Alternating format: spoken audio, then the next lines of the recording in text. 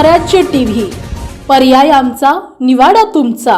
आषाढी एकादशी निमित्त पंढरपूरला गेलेली श्री संत गजानन महाराजांची पालखी आज बुधवारी पहाटे खामगाव येथील आपला शेवटचा मुक्काम आटोपून स्वगृही म्हणजेच शेगावच्या दिशेने रवाना झाली।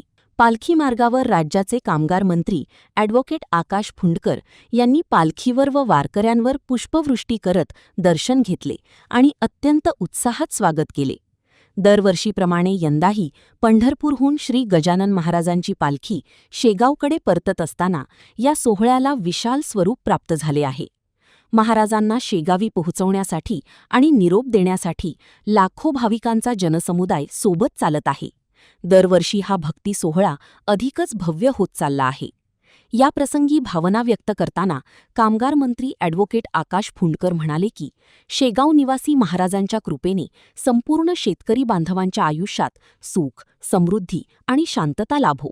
यंदाचे पीक पाण्याचे वर्ष उत्तम जावो आणि अल निनोचा प्रभाव कमी होऊन चांगल्या पावसामुळे बळीराजाचे शेत फुलून निघो। तसेच सर्व कामगार व नागरिकांच्या आयुष्यात समृद्धी नांदो अशी नम्र प्रार्थना त्यांनी श्रींच्या चरणी केली। पंढरपूरहून परतणाऱ्या पालखीचे स्वागत करण्यासाठी खामगाव व परिसरात लाखो भाविकांची अभूतपूर्व गर्दी झाली असून संपूर्ण परिसर गणगण गणात बोतेच्या गजराने दुमदुमून गेला आहे। दरवर्षीप्रमाणे यंदाही पंढरपूरवरनं गजानन महाराजांची पालखी ही शेगाव येथे परतत असताना आता हे एक मोठा सोहळा याचं रूपांतर होते आणि आपण पाहतोय की लाखो लोकांचा जनसमुदाय हा महाराजांना निरोप द्यायसाठी, त्यांना शेगावी पोहोचवण्यासाठी त्यांच्या सोबत येत असतो आणि हा दरवर्षी सोहळा वाढताय। मी या सोहळ्याच्या सर्व जनतेला शुभेच्छा देतो।